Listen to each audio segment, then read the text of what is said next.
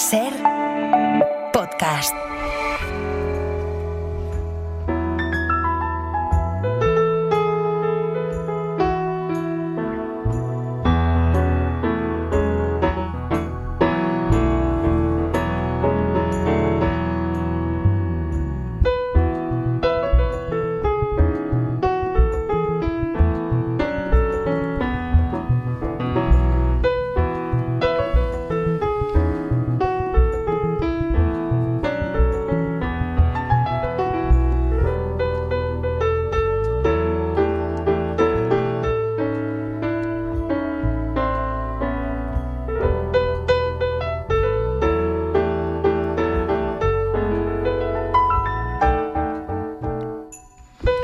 Desde Berlín ya está Marc Bassets, corresponsal del País en Alemania. ¿Qué tal, Marc? ¿Cómo estás? Buenos días.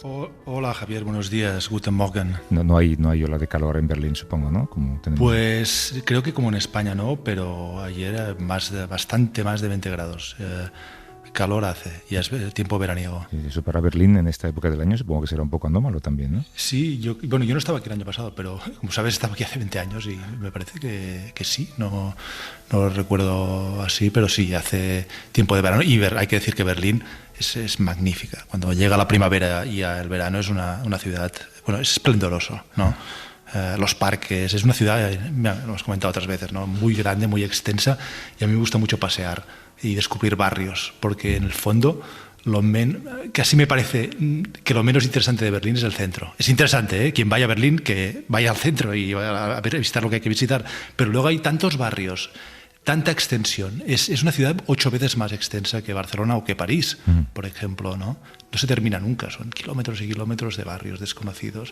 Y últimamente he estado explorando el oeste y bueno, ahí es muy gratificante pasear por esta ciudad y en esta época del año. En invierno hay que reconocer que hay momentos durillos. O durillos, es una manera de ponerlo. Oye, me ha encantado el artículo que publicas hoy, una larga historia en El País. Son 2 páginas enteras, pero son de esas noticias que no tienen nada que ver con la actualidad del día, pero que sí te ayudan a comprender un poco mejor la historia. Y además es una historia que tiene todos los componentes de una perfecta ficción literaria, ¿no? Un diplomático de Bolivia que es más hitleriano que Hitler en la época en la que se estaba preparando lo que se estaba preparando y que empieza a sospechar, ahora tú lo contarás mejor, que Franco podría ser judío y se siente en la obligación de comunicárselo al régimen para a partir de ahí tomar decisiones, ¿no? Qué buena historia, Marc. Sí, es increíble y esto viene de un documento que ha encontrado un historiador catalán, Marc Navarro, que vive en Berlín y que ha hecho una tesis doctoral sobre la embajada española en Berlín, que tiene mucha historia esta embajada, pero bueno, en el curso de esta investigación encontró un documento que es un documento de las SS en el que dicen ha venido un diplomático boliviano, este diplomático que se llama Federico Nielsen Reyes, y nos indica que Franco sería judío. Y estamos hablando de diciembre de 1936, o sea, hace unos meses que la guerra civil ha empezado en España. Los nazis ya están apoyando plenamente a Franco, pero los nazis también quieren saber quién es este Franco, ¿no?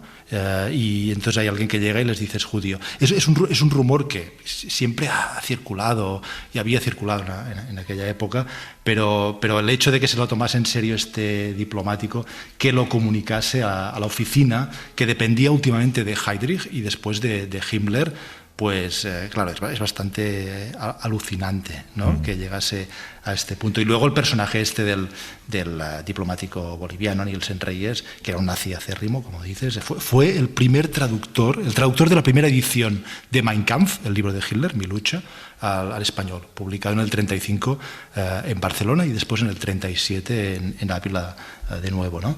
Y este hombre, bueno, denunció a Franco. Lo que no hay por ahora es constancia de que la Alemania nazi, el gobierno, las instancias burocráticas que recibieron este señalamiento dieran continuidad a la denuncia, ¿no? Sí. A esta indicación. Pero es posible, y esto me lo decía Marc Navarro, el historiador, es muy posible que llegados a un punto, bueno, primero que es un poco estrambótico y absurdo demostrar que Franco tenía antepasados de la época de la expulsión de los judíos y de las conversiones, que tenía estos antepasados, ¿no? Y luego que ya llega un punto que los nazis deben decir seguramente, bueno, este Franco funciona, mejor no menearlo. Claro. A pesar de que hay algún detalle muy curioso de cómo creo que era Himmler el que pensaba o el que verbalizó que no consideraban que Franco fuera un gran estadista o un enorme, yo qué sé, líder con conocimiento de la geopolítica, sino que era un hombre mediocre.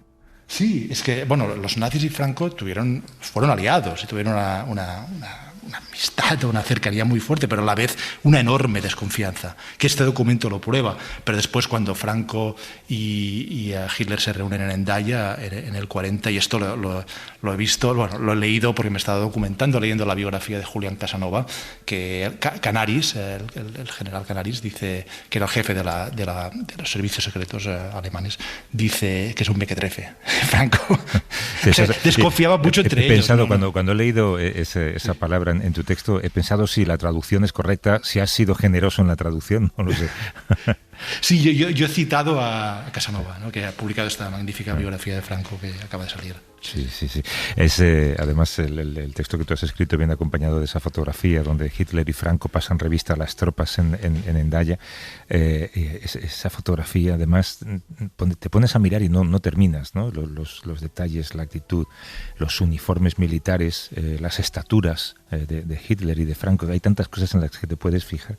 Pero qué bonito es pensar que unos archivos pueden proporcionar a un historiador preparando una tesis un papel que nunca ha visto la luz.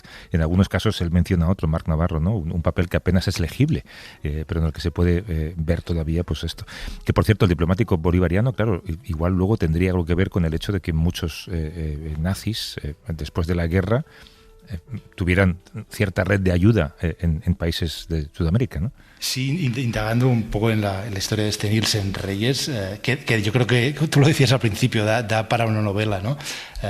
Pues tuvo contacto con nazis, con criminales nazis escapados a América Latina. Mira, hay uno que es hay uno muy famoso, Klaus Barbie, que estuvo en Bolivia, sí. Pero luego está Walter Rauff, que es uno de los protagonistas del último libro de Philip Sands, que lo hemos tenido alguna vez en el programa, ¿no? Que cuenta la historia de este criminal nazi que se escapa a América Latina después de la Segunda Guerra Mundial y que acaba trabajando y torturando para Pinochet, ¿no? Pues confluyen las dos historias. Bueno, pues indagando un poco la historia de Nielsen Reyes, he encontrado que coincidió con Walter Rauff y que Walter Rauff, que era más nazi imposible, envía un informe y diciendo Nielsen Reyes es el primer traductor de Mein Kampf, dice, y después dice, y esto a finales de los 50, ya a principios de los 60, ya han pasado unos años de la guerra, dice, y Nielsen Reyes es un auténtico seguidor de Hitler todavía, ¿no?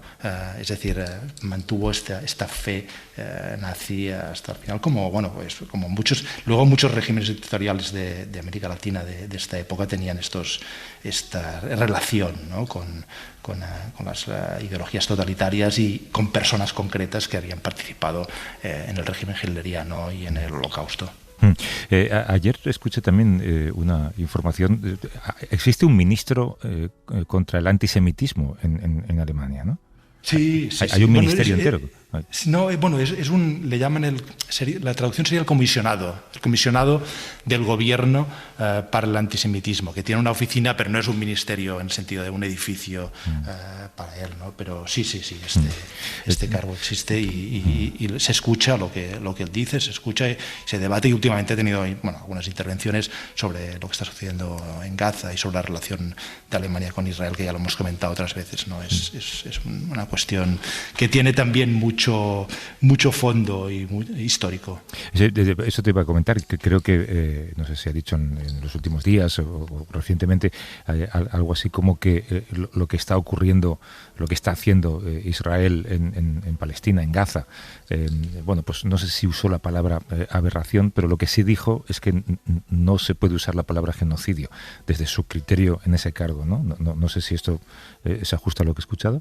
Sí, ha dicho esto, y a ver, yo creo que es la línea oficial de Alemania en general, y y de la mayoría de gobiernos europeos y occidentales, ¿no? Y en todo caso dejar que los tribunales internacionales acaben dirimiendo si es que lo van a dirimir. Pero lo más llamativo para mí ha sido que este comisionado para el antisemitismo, que suele tener una posición bastante, podríamos decir, dura, ¿no? E intransigente en la cuestión de Israel, porque él se encarga de preservar en gran parte esta relación histórica y este compromiso de Alemania con Israel derivado del Holocausto, pues él mismo, incluso él ha dicho que la razón de Estado, porque Israel es para Alemania una razón de Estado, es decir, que Israel haga lo que haga, Alemania lo apoya, ¿no? Pues ha dicho que la razón de Estado hay que debatirla, ¿no? Visto lo que está sucediendo. Que él mismo diga esto, y luego, después de que dijese esto, unos días después, Friedrich Merz ha hecho una declaración que es verdaderamente un giro en la política, o por lo menos, si no en la política, en el tono de Alemania respecto a Israel, ¿no?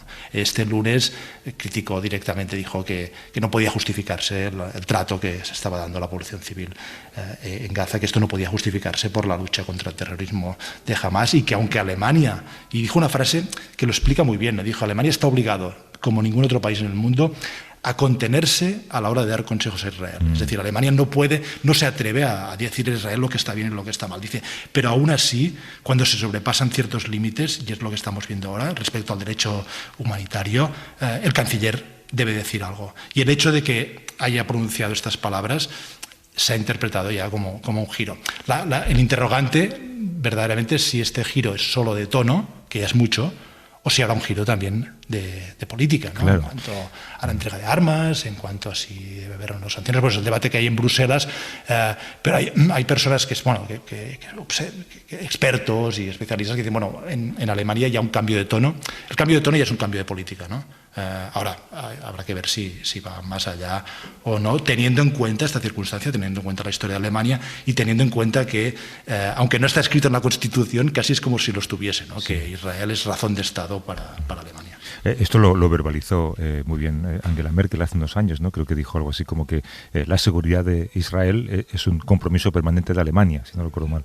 Sí, la seguridad y la existencia de Israel. Esto lo dijo en el 2007 en la Knesset, en el Parlamento israelí, y desde entonces esto es una política de Estado. Pero claro, que sea una política de Estado no debería significar que no pueda debatirse o que no haya unos márgenes para actuar en este margen, o que Alemania esté atada a lo que haga cualquier gobierno israelí. Yo muchas veces pienso, en Alemania también sabes, y se explica también por esta misma historia, la extrema derecha no se le deja pasar ni una, ¿no? E incluso hay debates sobre si prohibir la Alternativa por Alemania, que es el primer partido de la oposición, pero es que en el gobierno israelí hay ministros que a su lado, la Alternativa para Alemania sería un partido moderado, seguramente, ¿no? Y que en Alemania no serían tolerados. Entonces, allí hay una contradicción, el apoyo incondicional a gobiernos de Israel que son muy radicales o que tienen elementos o ministros muy radicales, que en Alemania ni les daría la mano.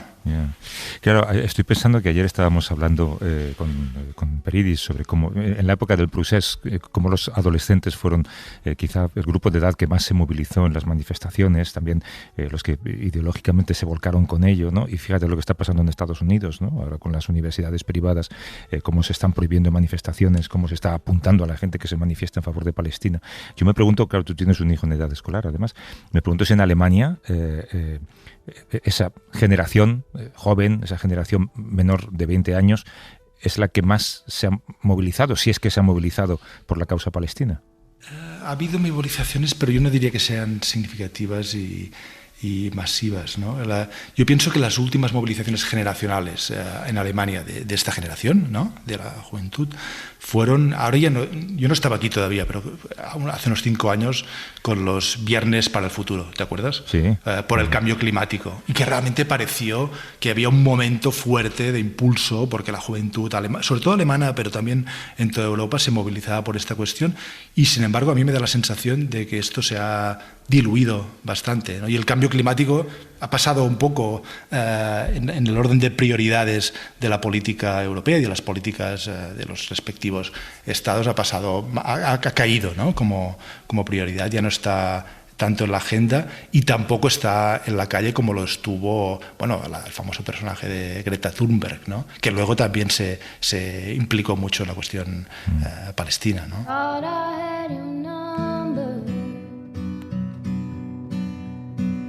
Stuck in my phone.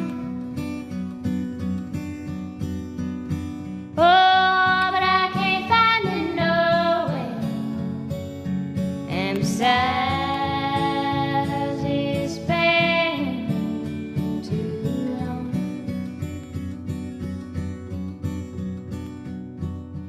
Borrowed time ain't got it done. Peter paper. Oh, still I hear their whistle blow, saying you can get through it all. Oh, got no place in this old shack band, Nuestra primera mirada la ponemos en la Cámara de Representantes de Estados Unidos. Una enmienda en la Ley de Cuidado de Salud a Bajo Costo puede afectar a los usuarios de seguros como Medicaid, también a quienes recurren a otros planes o centros de salud dependientes de la financiación gubernamental. Son medidas que suponen una reducción de gastos y los efectos que tendrán para la población pueden ser graves. Queríamos fijarnos en uno en particular de por sí. Y sabemos muy bien tú y yo, Marc, que el acceso a la sanidad es un laberinto complejo en el que no conviene entrar cuando se está en ese país, pero concretamente en el caso de la salud sexual, esto puede suponer un retroceso en los derechos y la atención reproductiva de un país donde, después de esa triste derogación de Roe versus Wade, no solamente quienes quieren abortar se ven afectadas, también las personas que requieren pruebas de TS, preservativos incluso, o atención para prevenir otro tipo de enfermedades. Sí, Javier, yo pienso que esto pone perfectamente de relieve la excepcionalidad de Estados Unidos en cuestiones de salud y sanidad. Y un par de datos. A veces olvidamos que Estados Unidos es el país desarrollado que más gasta en sanidad. Gasta en sanidad el 16,5% del PIB, según datos del Banco Mundial.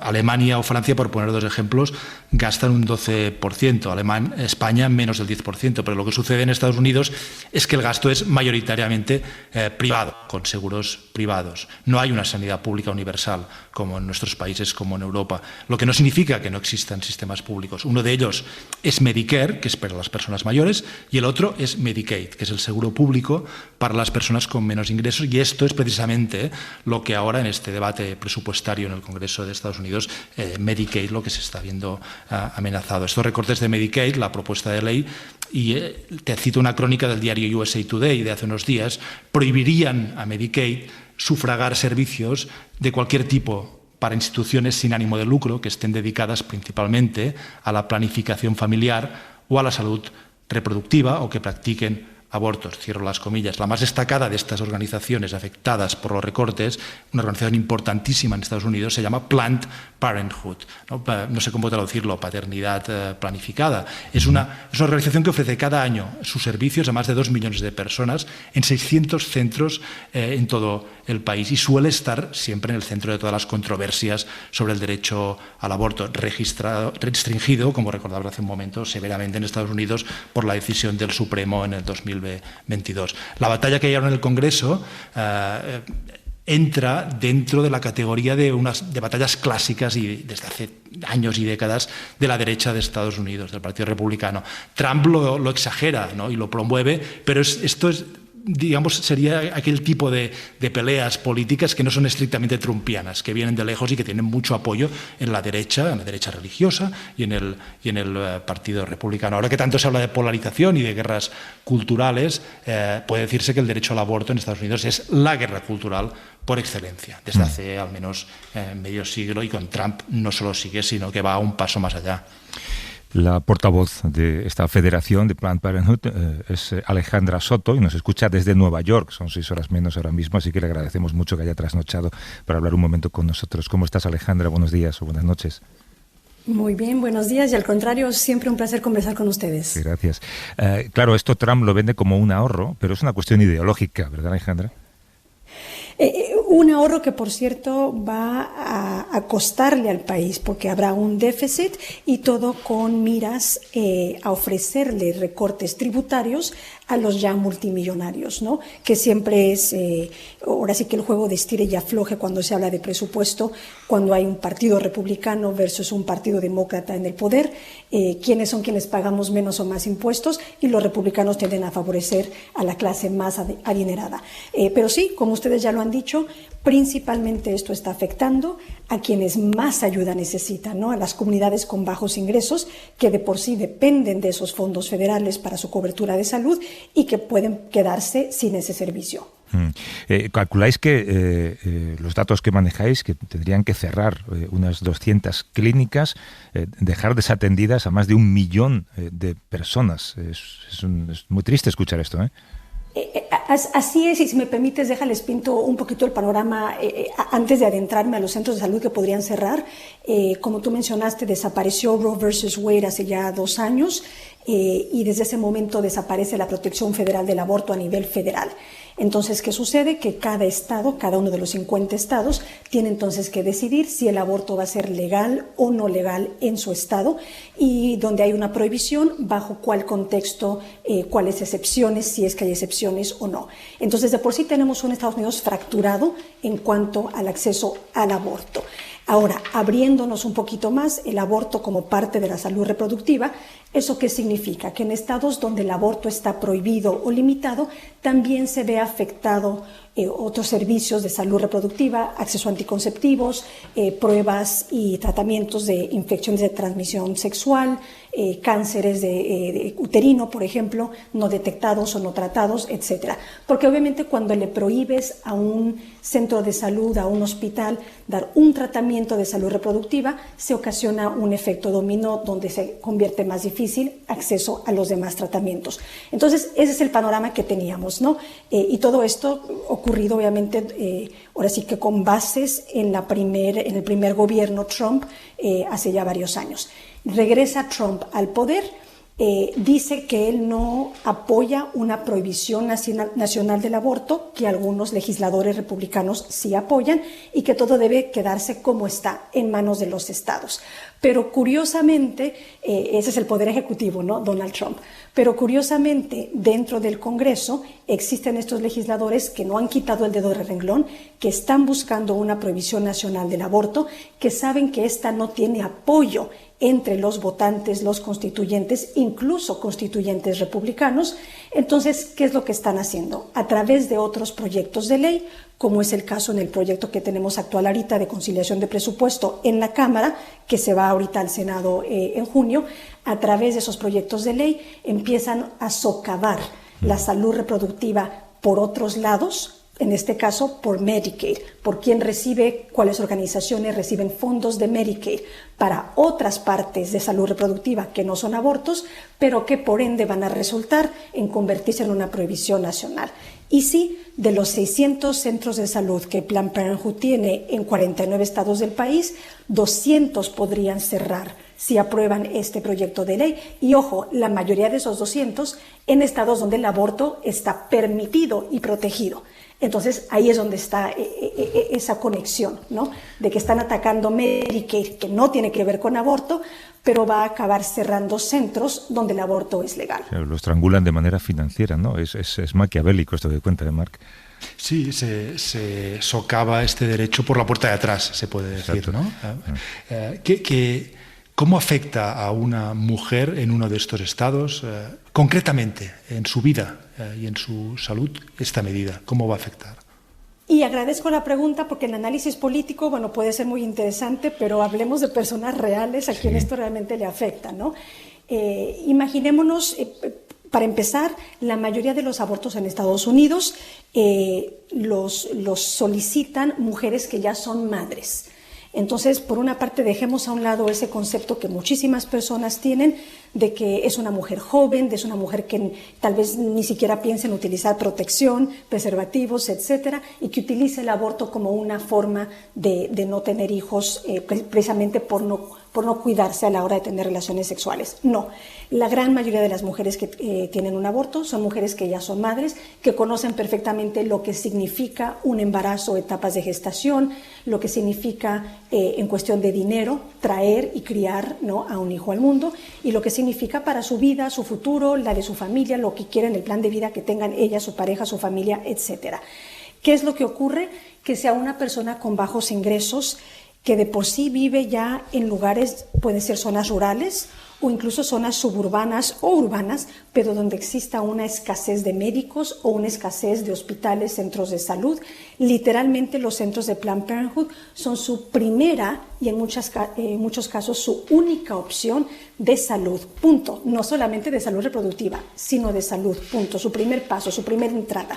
Y personas, obviamente, estamos hablando con personas de bajos recursos que se apoyan en Medicaid, nuevamente no para abortar, sino para todos los demás servicios. Le retiras eso, la gente se queda sin seguro y se queda sin acudir al médico. Y esto está comprobado en diversos estudios a través de los años, no solamente la crisis que tenemos actual, de que cuando una persona no tiene acceso fácil, literalmente, ¿no?, que a 10 minutos, a media hora de mi casa esté mi hospital, mi centro de salud, la gente no acude a ellos. Y menos, por supuesto, cuando representa un gasto financiero que simplemente no puede sobrellevar.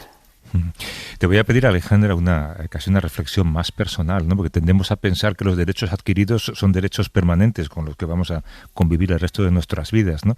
Pero tiene que ser muy triste perder un derecho, ¿verdad? Pues es frustrante, ¿no? Porque, mira, yo soy una persona de 40 y muchos años, entonces desde que yo tengo existencia en este planeta y en Estados Unidos, el derecho al aborto estaba protegido. Pero literalmente mi mamá, ¿no?, una mujer de 60, de 70 años, no. O sea, existimos todavía, ¿no?, gente viviendo en este mundo que sabe perfectamente lo que era un Estados Unidos sin protección al aborto y sin esa igualdad de género en la medicina, en la ciencia. Entonces, es frustrante porque no das crédito de que esté sucediendo tan pronto, o sea, tan pronto después de haber obtenido el derecho, que se haya perdido y que ahora estemos al borde de perder aún más. Y dentro de una sociedad que, por cierto, digo, Estados Unidos pues se jacta, ¿no?, de ser el líder del mundo en muchísimas cosas. En las Américas, por supuesto, en Latinoamérica siempre ha visto a Estados Unidos, ¿no?, con esos ojos de la tierra prometida, ¿no?, de una vida mejor. ¿Cuántos millones de personas no están dejando Latinoamérica todos los días por tratar de cruzar la frontera y venir a Estados Unidos? Precisamente porque se supone que acá hay derechos, que acá hay salud, que acá hay libertad de expresión, y estamos viendo un retroceso. Cuando, por cierto, en Latinoamérica el aborto está ganando terreno, ¿no?, la legalidad del aborto. Entonces es un mundo, pues parece que estamos así que en una novela de ciencia ficción muchos días. Sí. Alejandra Soto es portavoz de Planned Parenthood en Estados Unidos. Nos ha tenido desde Nueva York y te agradecemos mucho esta conversación nocturna para ti. Gracias, Alejandra. Cuídate mucho y suerte. Al contrario, siempre a la orden. Gracias. Gracias. And now after some thinking, I'd say I'd rather be a functioning cog in some great machinery, serving something beyond me. Hay un asunto al que nos queríamos asomar hoy, porque hoy es 1 de junio y creo que a las 8 de la mañana, hora local, nuestra hora, porque esto va a ocurrir en México. En ese país va a pasar algo que yo creo que no ha ocurrido en ningún país del mundo. De manera tímida, en algunos lugares sí que se escoge a determinados jueces, en el caso de Estados Unidos, en algunas elecciones también se puede escoger en la papeleta a juez de las Cortes Federales, o se puede votar por uno o por otro. Va a haber unas elecciones para escoger al Pleno del Poder Judicial en México, y eso yo creo que cuando lo pensamos desde España, pensamos qué significaría, ¿no?, poder ir a las urnas a escoger qué jueces quiere el electorado que repartan justicia en tu país. En México se celebran esas elecciones para conformar el Poder Judicial. Ha sido una reforma muy polémica, porque quienes la defienden dicen que va a democratizar la justicia en el país, pero para quienes no están de acuerdo es una forma de politizarla. Nos acompaña Elías Camaji, ha sido corresponsal en México del País y ha cubierto también este proceso. ¿Cómo estás, Elías? Buenos días. Hola, Javier, buenos días.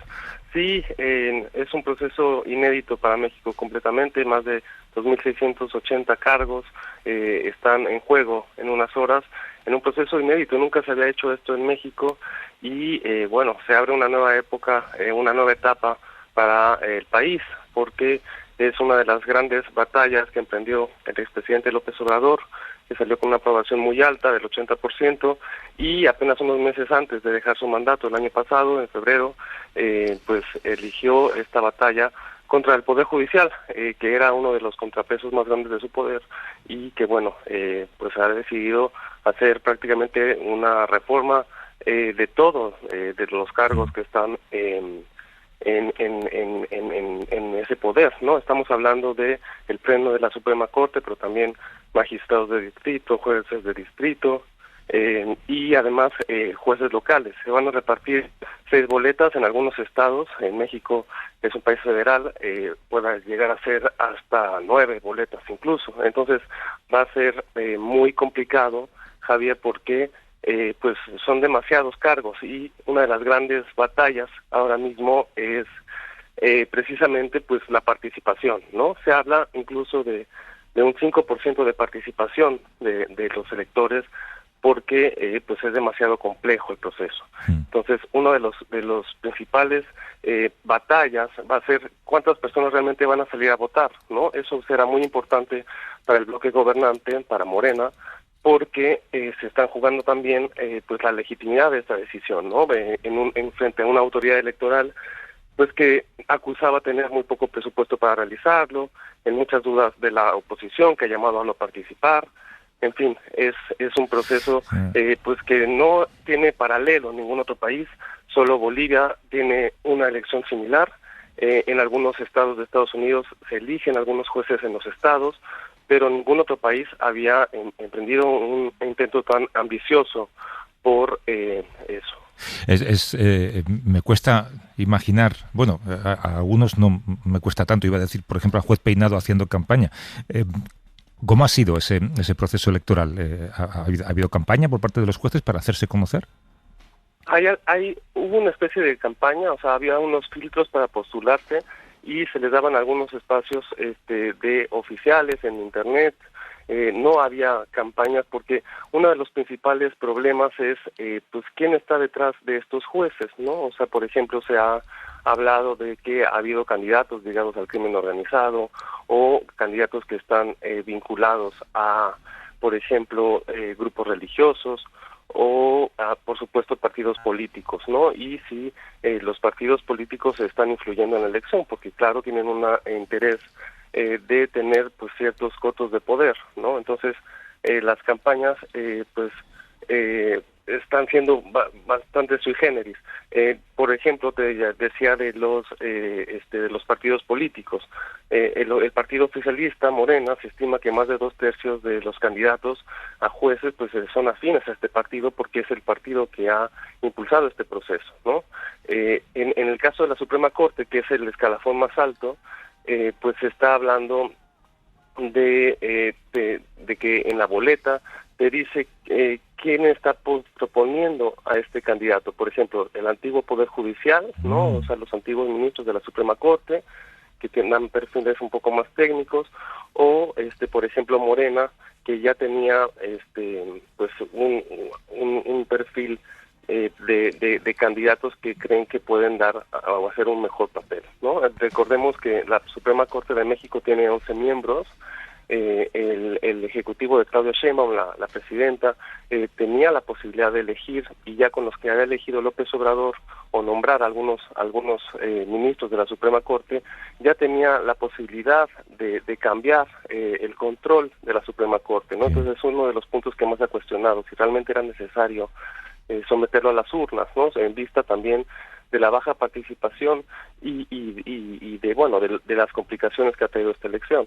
Pero bueno, uno de los contraargumentos es que el Poder Judicial pues ha tenido también mucho desprestigio últimamente, ¿no? En la última gran reforma del Poder Judicial en México fue en 1995, Javier, y pues también fue un poco traumática, por así decirlo, pero de cualquier forma, pues es una de las principales complicaciones, ¿no? Cómo ir cambiando, aunque sea escalonadamente, pues todo un poder, toda la justicia de un país, ¿no? De hecho, en este domingo no se van a cambiar a todos los jueces del país, sino que se va a hacer una elección escalonada. Esto quiere decir que en 2027 también México volverá a salir a las urnas, ¿no? Entonces, las primeras veces siempre son las más difíciles, ¿no? Pero pues eso es un poder que acarreaba muchas complicaciones, mucho desprestigio. Estamos hablando de un país en el que 9 de cada 10 casos quedan impunes, ¿no? En donde algunos asuntos de la justicia pues se definen en circunstancias muy extrañas, ¿no? En donde pues hay algunos grupos fácticos o grupos muy poderosos que pues inclinan la balanza a su favor, en donde pues hay varios problemas para perseguir a algunos de los criminales más poderosos y que muchas veces pues esos criminales terminan siendo juzgados en otros países, por ejemplo en Estados Unidos, ¿no? Estamos hablando, por ejemplo, de el Chapo Guzmán, que fue condenado a cadena perpetua en 2019 en Estados Unidos, el Mayo Zambada, que era uno de sus principales socios en el cártel de Sinaloa, está siendo juzgado en Estados Unidos, en fin, políticos como Genaro García Luna, que fue secretario de Seguridad, el gran arquitecto de la guerra contra el narco en el país, pues terminó siendo juzgado en Estados Unidos. Entonces, es una discusión interesante, tiene muchos claroscuros. Se habla de que más de 300,000 personas pues han solicitado vigilar el proceso electoral, ¿no? Sí. Para ver cómo se desarrolla esto, ¿no? Pues es muy interesante, Elías, esto que cuentas, proyectarlo al ámbito, te diría, internacional, ¿no? Que todos los países hagan esa reflexión. Si unas elecciones para el Poder Judicial mejorarían, hombre, en el caso de México, desde luego la justicia, si algo es mejorable. Elías Camaji ha sido corresponsal del País en México. Gracias, Elías, un abrazo. Un abrazo, Javier. Hasta luego. Y Marc, gracias por la conversación hoy. Nos vemos el domingo que viene. Gracias, Javier. Hasta luego.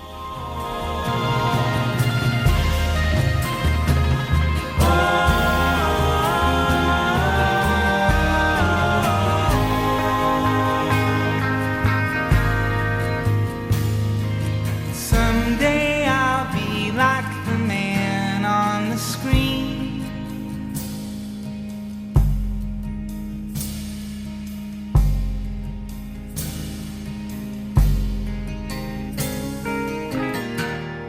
Para no perderte ningún episodio, síguenos en la aplicación o la web de la SER, Podium Podcast o tu plataforma de audio favorita.